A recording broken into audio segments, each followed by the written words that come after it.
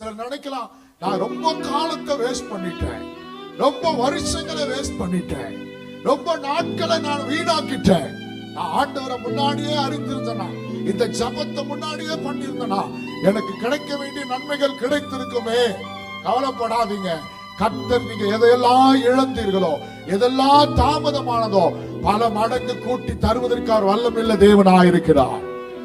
இந்த 30 வருஷத்தினுடைய தாமதத்தினுடைய ஆசீர்வாதங்களை கர்த்தர் அவர்களுக்கு கொடுத்தது போல, நீங்க எத்தனை வருஷம் வீணாக்கிட்ட, எத்தனை வருஷம் ஆசீர்வாதம் போயிடுச்சு, இத்தனை வருஷம் எனக்கு நன்மை கிடைக்கல, இத்தனை வருஷம் நான் ஜெபம் பண்ணி பார்த்தேன், எனக்கு இன்னும் ஆசீர்வாதம் கிடைக்கல, ஏதோ ஒண்ணு தடையா இருக்குதுன்னு நீங்க நினைக்கலாம்.